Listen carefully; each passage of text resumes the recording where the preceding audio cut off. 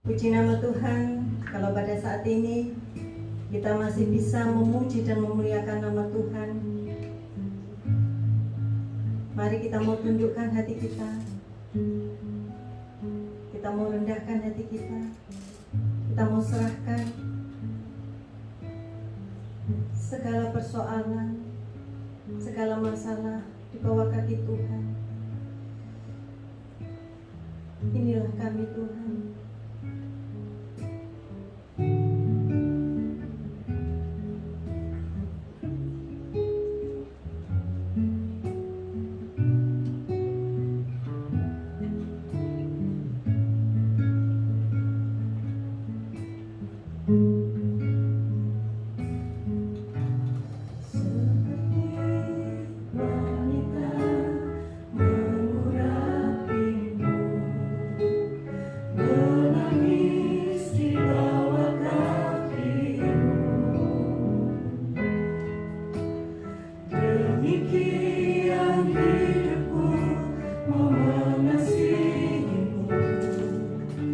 Yesus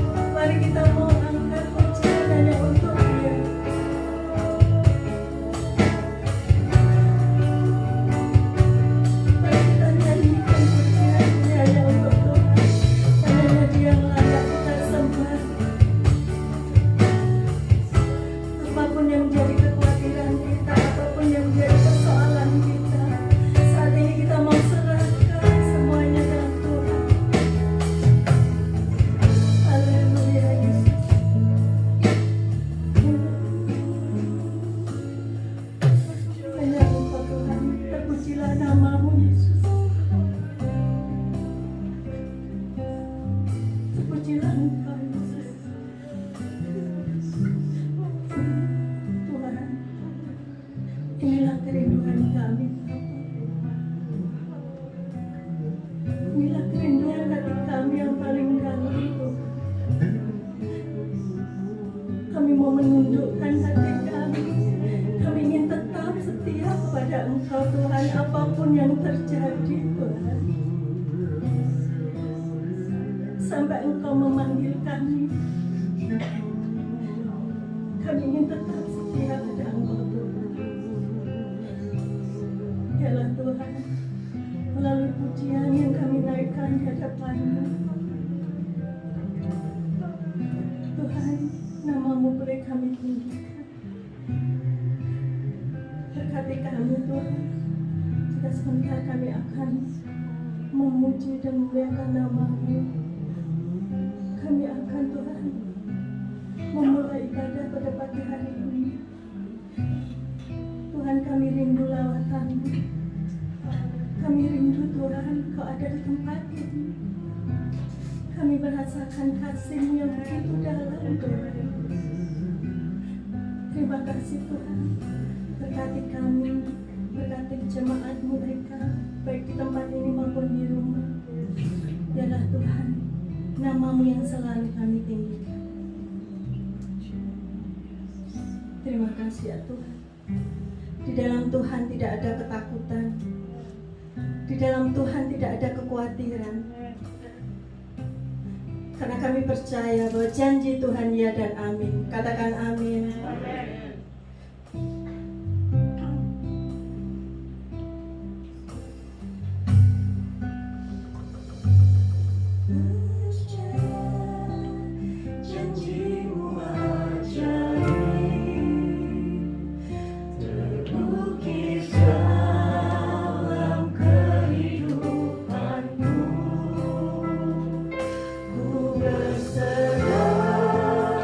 Di dalam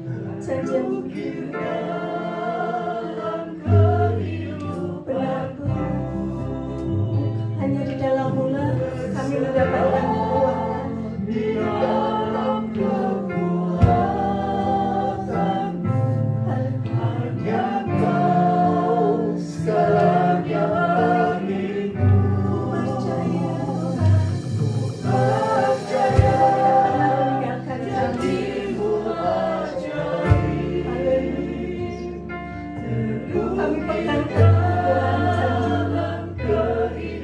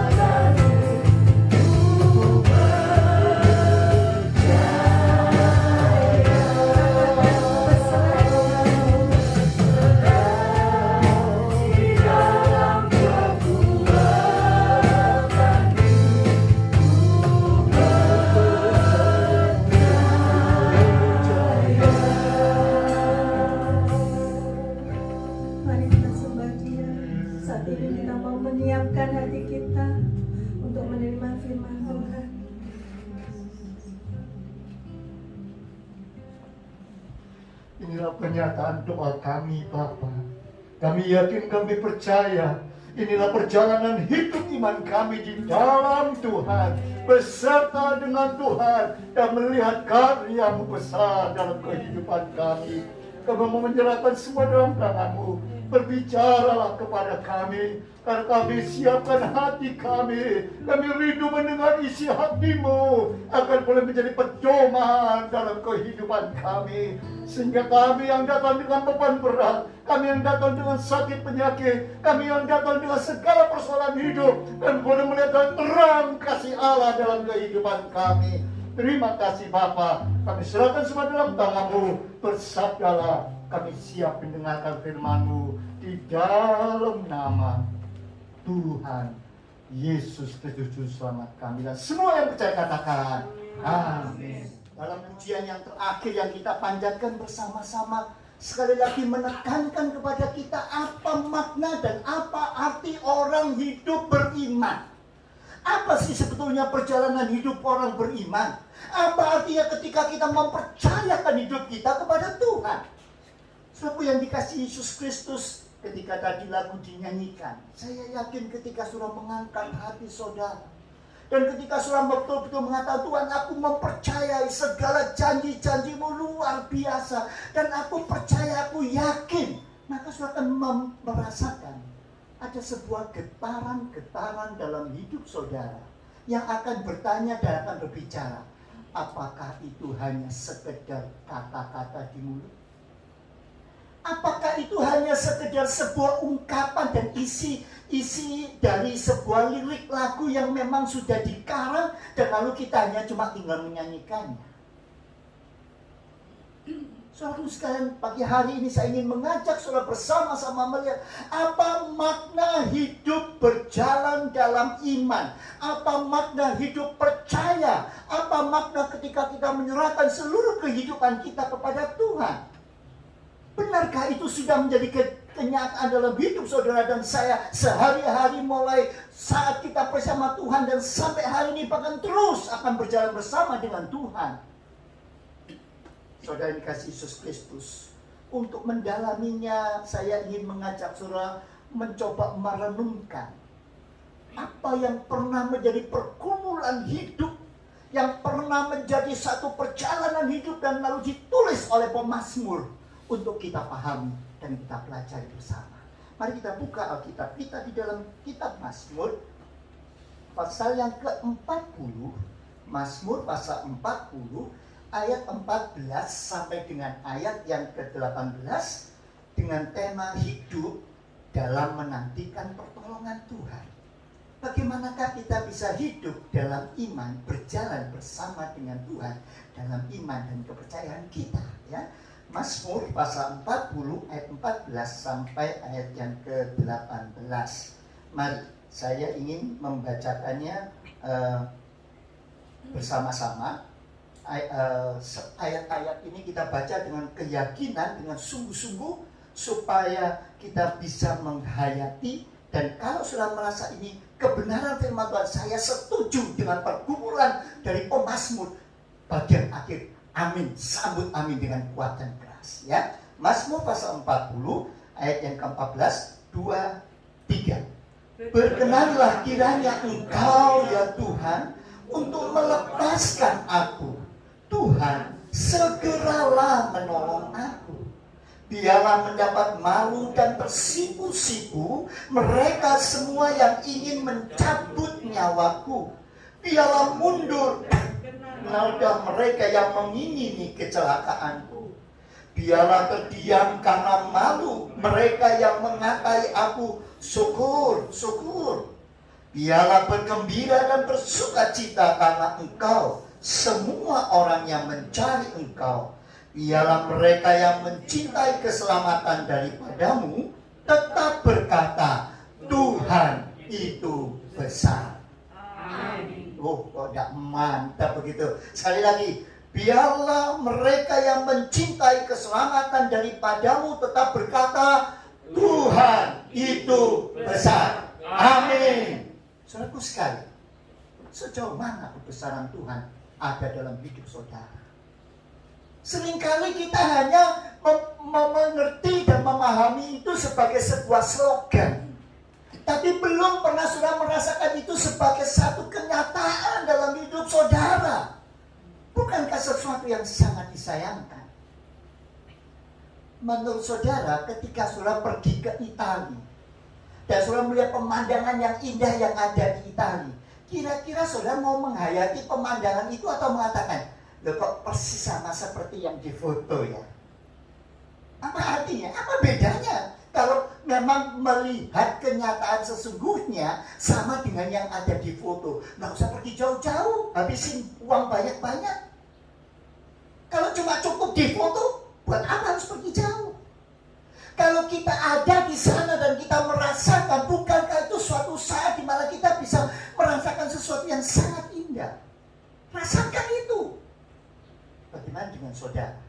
Ketika saudara mengatakan Tuhan itu sangat besar, sungguh besar, benarkah saudara merasakan itu dalam hidup saudara? Kalau tidak, saudara hanya bagaikan melihat lukisan, potret dari orang lain yang mengalami, tapi saudara tidak pernah mengalaminya. Betapa sayangnya, betapa memprihatinkannya kalau itu terjadi dalam hidup kita.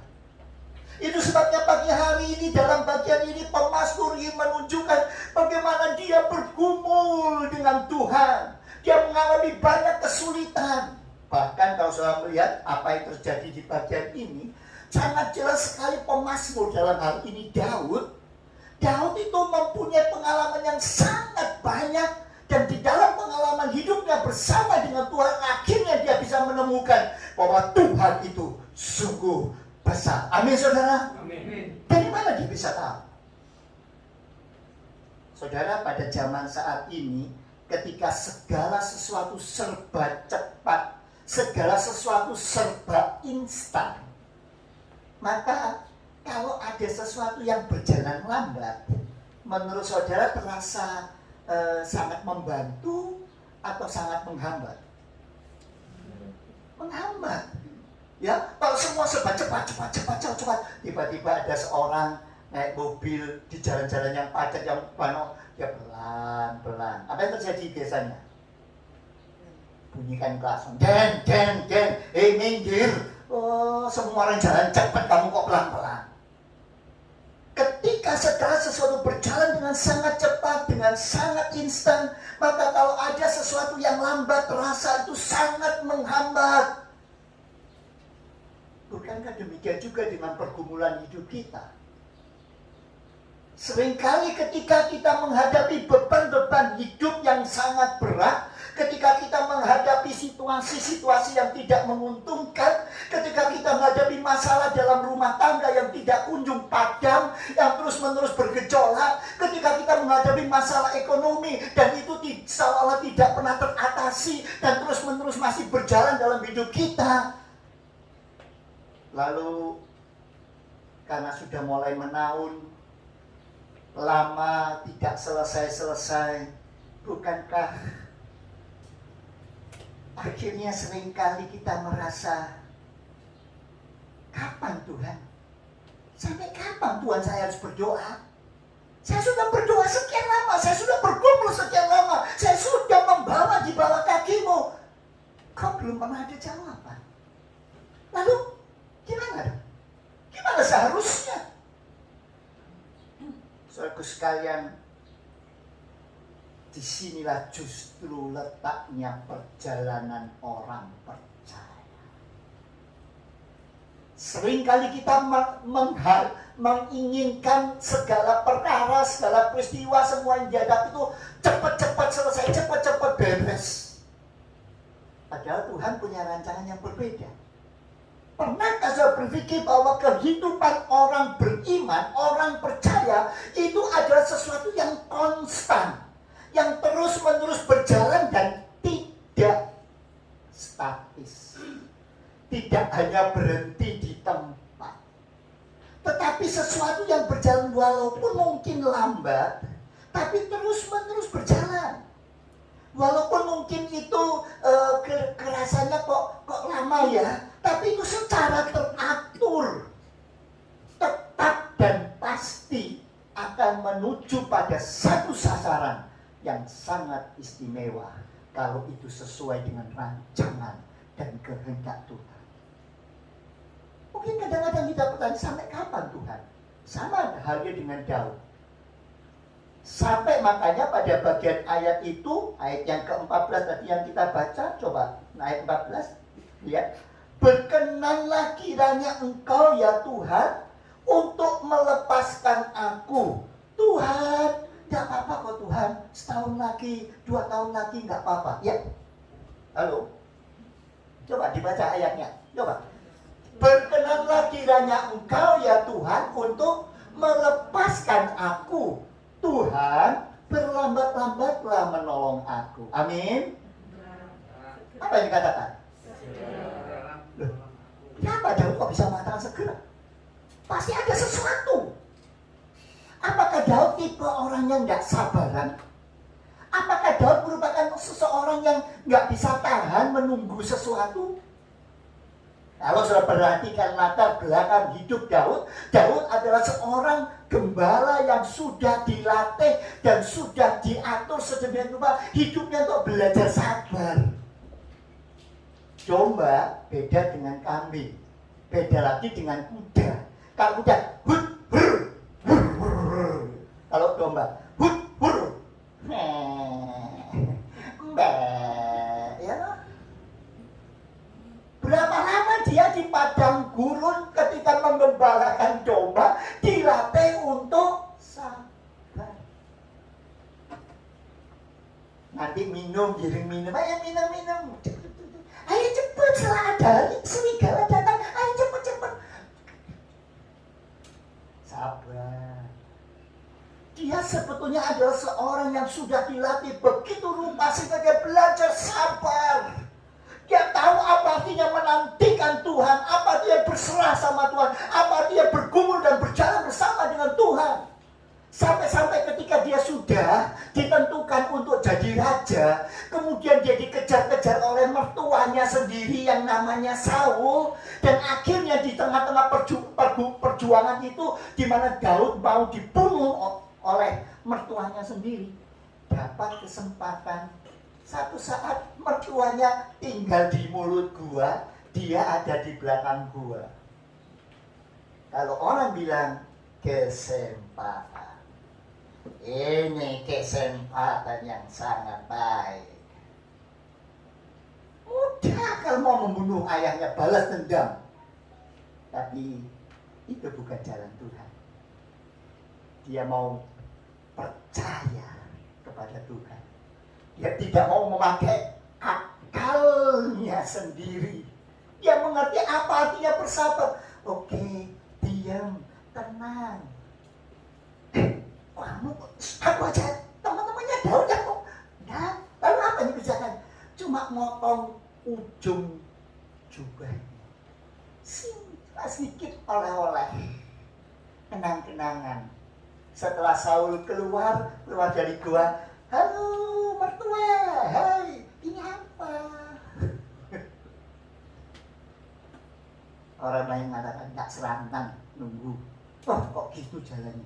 Tapi ini adalah jalan yang dituntut dan ditunjukkan oleh Tuhan untuk terus menghadapi situasi dan kondisi yang kadang-kadang tidak menguntungkan. Bahkan mungkin ketika sakit penyakit, persoalan, masalah terus menekan, nggak selesai, nggak berhenti, nggak ada ujung pangkalnya. Pertanyaannya sekali lagi, maukah engkau tetap percaya bahwa jalannya indah, bahwa jalannya sempurna, bahwa jalannya untuk kehidupanmu, untuk bisa memuliakan Tuhan? Amin, saudara. Amin. Inilah pergumulan hidup orang beriman. Seringkali kita tidak sabar. Kapan suamiku berubah? Kapan istriku berubah? Kapan anak-anakku berubah? Kapan lingkunganku berubah? Kapan ekonomiku berubah? Kapan dan kapan? Tuhan berkata, berserah. Lihat jalanku. Berjalan bersama dengan aku. Turuti kehendakku. Maka aku akan melihat ada kemuliaan Allah yang besar atas kehidupan kita. Amin, saudara. Beri kemuliaan bagi Tuhan, luar biasa Tuhan kita. Kalau kita bawakan hati kita kepada Dia dan mengatakan, Tuhan, aku rindu, aku mau, aku percaya jalanmu, ya dan amin. Walaupun mungkin panjang, walaupun mungkin berliku, tapi engkau tidak pernah salah. Itu sebabnya mengapa pada bagian itu dikatakan, berkenanlah kiranya engkau melepaskan aku. Tuhan, segera tolonglah aku. Rasanya memang sudah berat, Tuhan. Tetapi dia mengatakan, aku mau tetap percaya. Aku mau tetap serahkan. Saudaraku sekalian, dalam Alkitab seringkali ditunjukkan kepada kita bagaimana perjuangan dan pergumulan hidup orang percaya. Coba kita lihat sebentar kisah yang sangat mengesankan sekali. Contohnya kita baca dalam Kejadian pasal 43. Kejadian pasal 43 ayat 11 sampai ayat 14. Ayat 11 sampai ayat 14. Bagaimana pergumulan, perjuangan, dan bisa menantikan kehendak Tuhan jadi atas hidup kita. Kejadian pasal 43 ayat 11 sampai ayat 14. Sudah, mari kita lihat bersama-sama, kita baca bersama-sama ya. 2, 3. Lalu Israel, anak mereka berkata kepadanya, jika demikian, berbuatlah begini.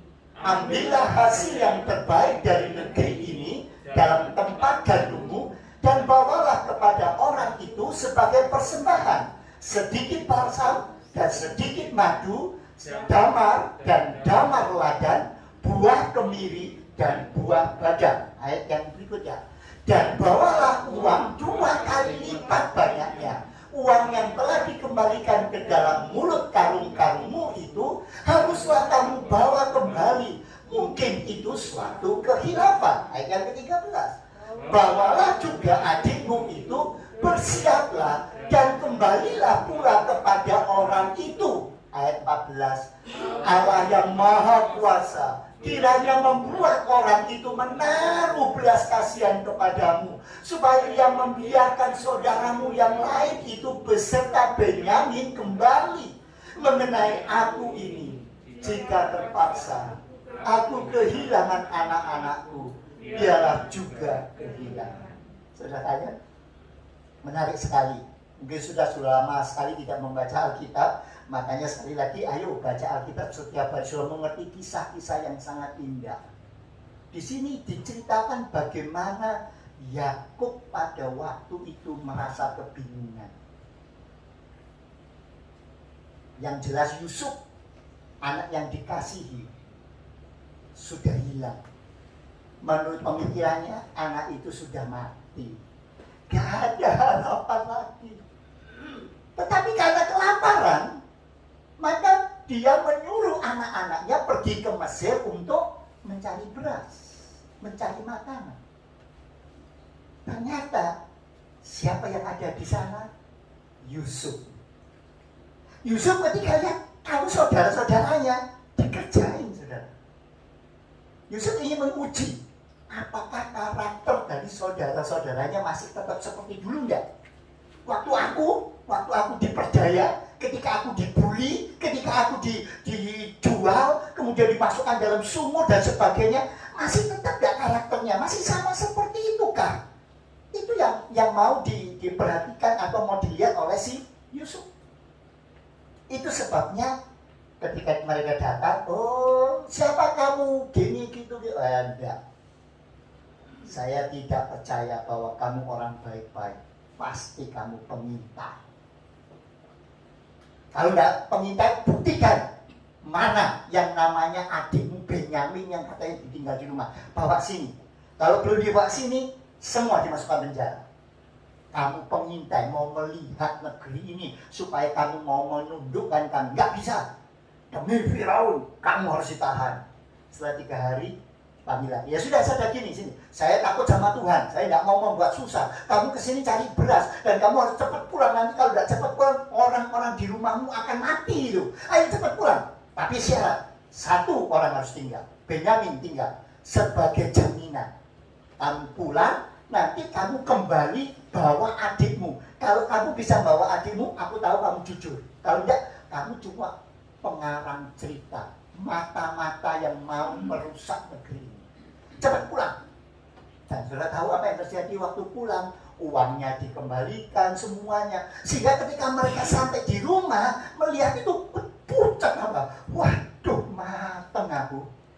Bayangkan, tadi sudah dicurigai mata-mata, ternyata semuanya balik. Belum lagi ada piala dari Yusuf dibawa pulang, padahal itu dimasukkan. Tapi bingung, saya dikira pencuri, gimana ini?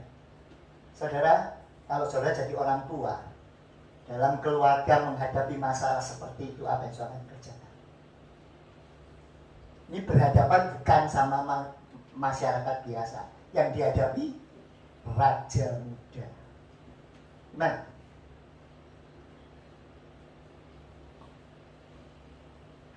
Yakub, dia mengatakan, aku tetap berserah kepada Tuhan.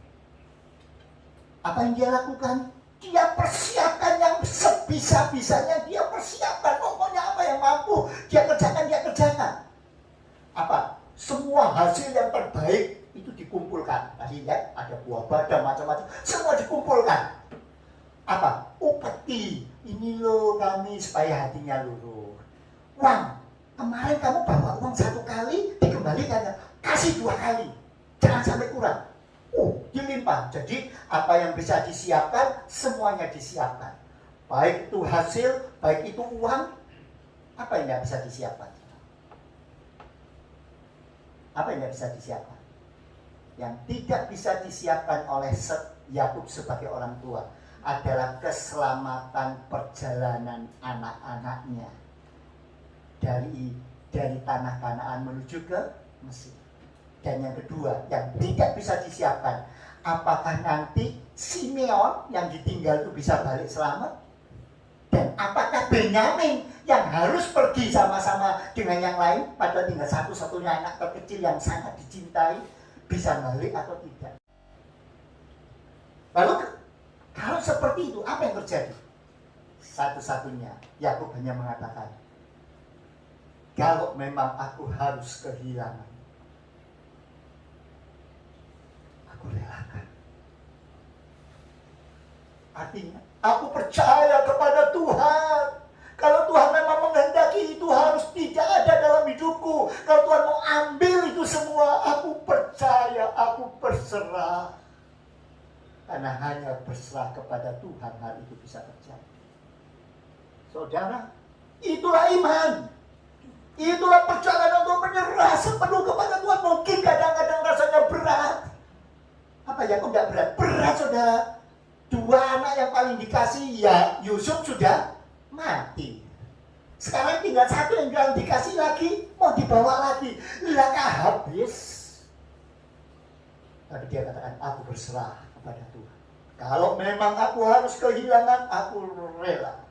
Saudara sekalian, itulah artinya perjalanan hidup kita sebagai orang beriman. Berserah. Kadang-kadang mungkin waktunya panjang. Di dalam pergumulan kita harus berdoa siang, pagi, malam, siang, pagi, malam.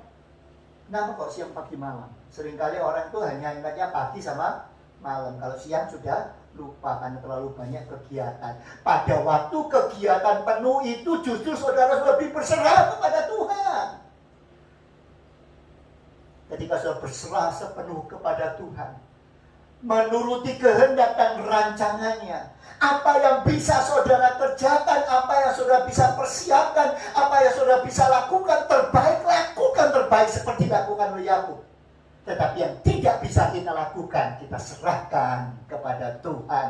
Dia yang akan bertindak bagi kita, bagi setiap orang yang menyerahkan hidupnya sepenuh kepada Tuhan. Amin, saudara. Itu sebabnya mari,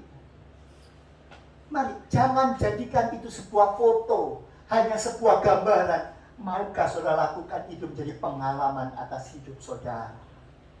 Kalau itu saudara lakukan dalam hidup saudara, saudara akan melihat bagaimana karya Allah yang luar biasa dalam hidup ini.